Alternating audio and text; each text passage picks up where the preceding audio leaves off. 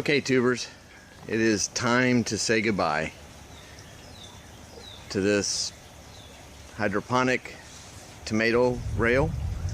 Not to the rail, but to the plants in it. All of these plants are well over a year old and they're still producing, but they're looking pretty sad. And I'm going to say goodbye to them because I have so many tomatoes. I see all these that are producing. Those are all tomatoes. More tomatoes. And even more. So it's time to clean these up. I'm going to pull all the tomatoes off of there. I've got some starters. I just stick them down in the reservoir to go in behind them, and we're going to start over on this row. I don't know if you hear that, but it's a perfect day to work in the greenhouse. I know you hear that, by the way. I love the sound of the rain on the greenhouse. That means everything out there is getting a much deserved drink. This is where I am with the harvest and renewal process of a Dutch bucket system. I am cutting them down now and throwing them in a wheelbarrow and be carrying them to the compost pile because they were just old. Nothing wrong with them. No disease. Something else I wanted to show you is this is what you get when you work with tomato plants on hydroponic systems. They get this green substance that just, I mean, you get them when you work with tomato plants that are planted in the dirt too, but I don't get anything like this from those. When I work with these hydroponic tomatoes, they're just something that they secrete, I guess, from that nutrient solution. It's like a tar almost, but it's green. When you wash it in the sink, it just turns everything in that sink. That water just gets a bright green color. Just thought I'd show you that. That's not playing in the dirt. It's just playing with the hydroponic tomatoes, tomato plants. Changing out a Dutch bucket system isn't without a little danger, I guess. She's back. I'm guessing that's not the same one that I relocated about a year ago, but she's got to go. So I'm gonna put her out there somewhere near my garden.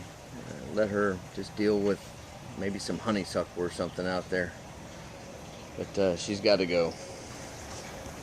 Okay, I have gone through all but 2 of the buckets.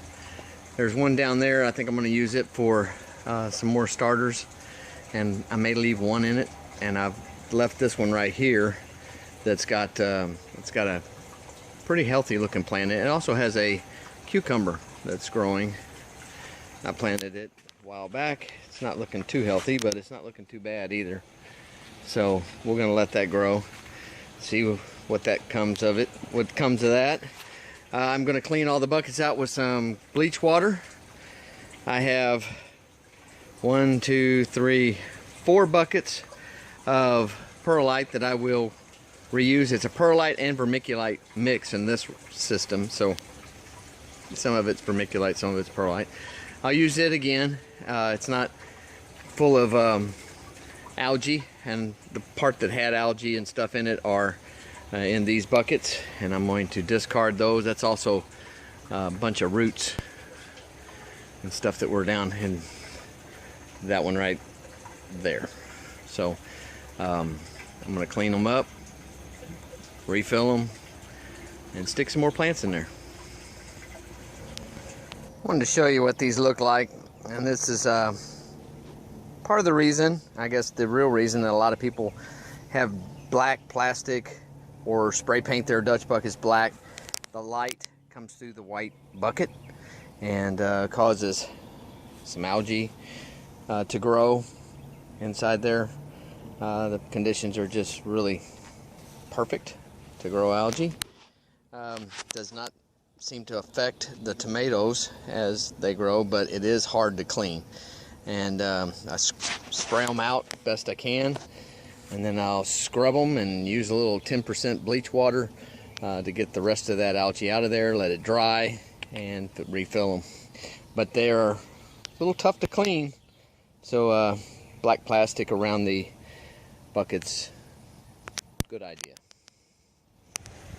Okay, tubers, this is my idea anyway.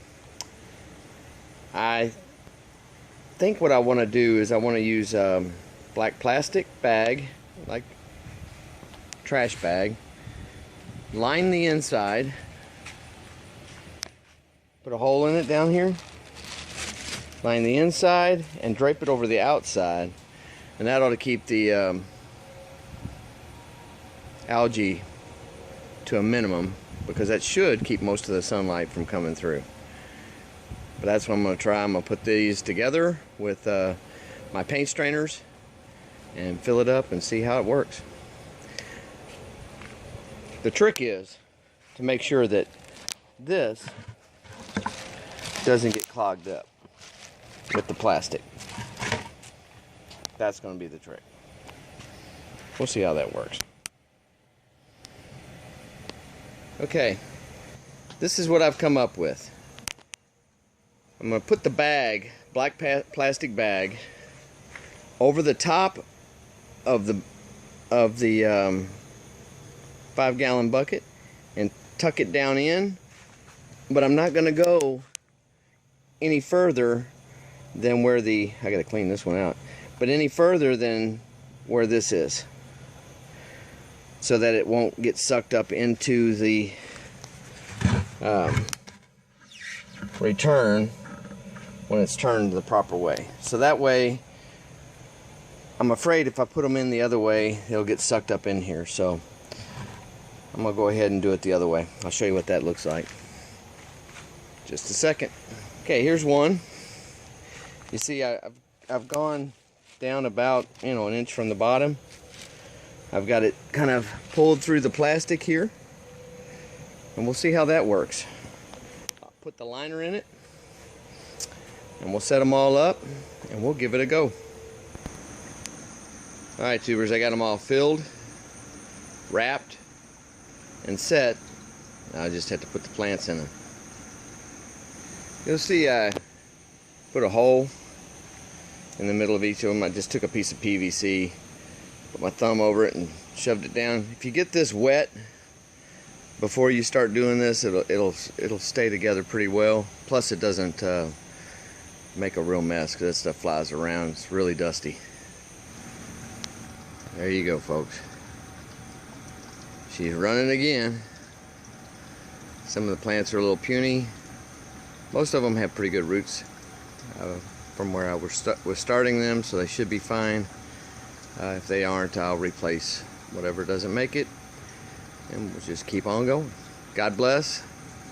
Go play in some hydroponic solution. No, I'm just kidding. Go play in some dirt. We'll see you next time.